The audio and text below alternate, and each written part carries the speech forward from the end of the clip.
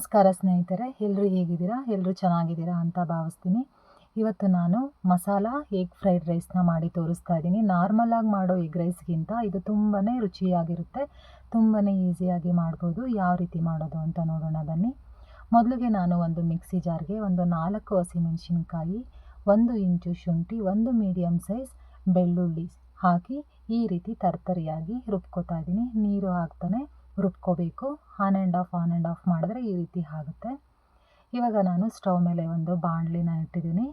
ಸ್ವಲ್ಪ ಎಣ್ಣೆ ಜಾಸ್ತಿನೇ ಹಾಕ್ತಾಯಿದ್ದೀನಿ. ಎಗ್ ರೈಸ್ಗೆ ಸ್ವಲ್ಪ ಎಣ್ಣೆ ಜಾಸ್ತಿನೇ ಇದ್ದರೆ ಚೆನ್ನಾಗಿರುತ್ತೆ. ಇವಾಗ ಒಂದು ಎಸಳಷ್ಟು ಕರಿಬೇವನ್ನು ಸೇರಿಸಿ 2 ಮೀಡಿಯಮ್ ಸೈಜ್ ಈರುಳ್ಳಿನ ಈ ರೀತಿ ಸಣ್ಣದಾಗಿ ಹೆಚ್ಚಿ ಹಾಕಿದ್ದೀನಿ. ಇದನ್ನು ಸ್ವಲ್ಪ ಫ್ರೈ ಮಾಡ್ಕೊಳ್ಳೋಣ. ಸ್ವಲ್ಪ ಕಲರ್ ಚೇಂಜ್ ಆಗೋವರೆಗೂ ಫ್ರೈ ಮಾಡ್ಕೊಳ್ಳೋಣ. ಇವಾಗ ನಾವು ರುಬ್ಬಿರೋ ಅಂತಹ ಹಸಿಮೆಣಸಿನ್ಕಾಯಿ, ಬೆಳ್ಳುಳ್ಳಿ, ಶುಂಠಿ ಪೇಸ್ಟನ್ನು ಹಾಕಿ ಸ್ವಲ್ಪ ಹಸಿ ವಾಸನೆ ಹೋಗೋವರೆಗೂ ಬಾಡಿಸ್ಕೋಬೇಕು. ಇವಾಗ ನಾನು 1 ಕ್ಯಾಪ್ಸಿಕಮ್ನ ಈ ರೀತಿ ಸಣ್ಣದಾಗಿ ಹೆಚ್ಚಿ ಹಾಕಿದ್ದೀನಿ. ಕ್ಯಾಪ್ಸಿಕಮ್ ಇಲ್ಲ ಅಂದರೂ ನಡೆಯುತ್ತೆ, ಹಾಕಿದ್ರೆ ತುಂಬ ರುಚಿಯಾಗಿರುತ್ತೆ. ಇದನ್ನು ಕೂಡ ಸ್ವಲ್ಪ ಬಾಡಿಸ್ಕೊಳ್ಳೋಣ. ಇವಾಗ ನಾನು ರುಚಿಗೆ ತಕ್ಕಷ್ಟು ಉಪ್ಪು, ಇದಕ್ಕೆ ಎಷ್ಟು ಬೇಕೋ ಅಷ್ಟು ಮಾತ್ರ ಈಗ ಉಪ್ಪು ಸೇರಿಸ್ತಾ ಇದ್ದೀನಿ. ಖಾರದ ಪುಡಿ ಹಾಕಿದ್ದೀನಿ, ಅರಿಶಿನ ಪುಡಿ ಸೇರಿಸಿದ್ದೀನಿ, ಧನಿಯಾ ಪುಡಿ ಒಂದು ಅರ್ಧ ಸ್ಪೂನು. ಎಲ್ಲ ನಿಮ್ಮ ಖಾರಕ್ಕೆ ಅನುಗುಣವಾಗಿ ನೀವು ಸೇರಿಸ್ಕೋಬೋದು. ನಾನಿಲ್ಲಿ ಅರ್ಧ ಸ್ಪೂನಷ್ಟು ಗರಂ ಮಸಾಲಾನ ಸೇರಿಸಿ ಚೆನ್ನಾಗಿ ಮಿಕ್ಸ್ ಮಾಡ್ಕೋತಾ ಇದ್ದೀನಿ. ಈ ರೀತಿ ಮಾಡ್ಕೊಳ್ಳೋದ್ರಿಂದ ತುಂಬಾ ಅದ್ಭುತವಾದ ರುಚಿ ಕೊಡುತ್ತೆ. ಒಂದೇ ಥರ ಎಗ್ ರೈಸ್ ತಿಂದು ಬೋರ್ ಆಗಿದ್ರೆ ಈ ರೀತಿ ಒಮ್ಮೆ ಟ್ರೈ ಮಾಡಿ.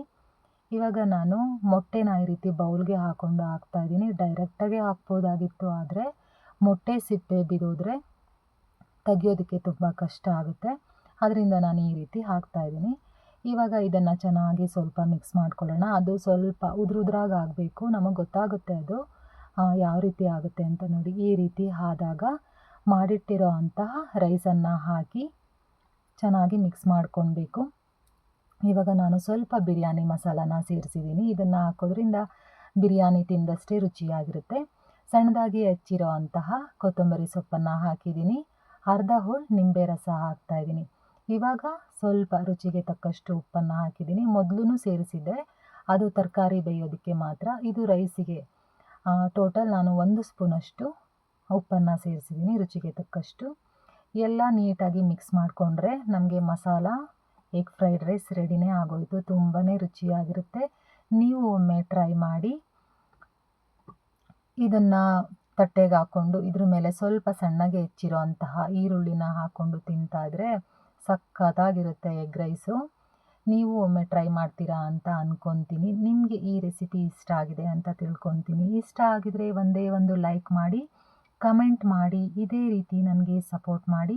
ಇನ್ನೂ ಹೆಚ್ಚು ರೆಸಿಪಿಗಳನ್ನ ನಾನು ನಿಮಗೆ ಮಾಡಿ ತೋರಿಸ್ತೀನಿ. ಇದೇ ರೀತಿ ನನಗೆ ಸಪೋರ್ಟ್ ಮಾಡಿ. ನಿಮ್ಮ ಫ್ಯಾಮಿಲಿ ಫ್ರೆಂಡ್ಸ್ ಜೊತೆ ಶೇರ್ ಮಾಡಿ. ಧನ್ಯವಾದಗಳು.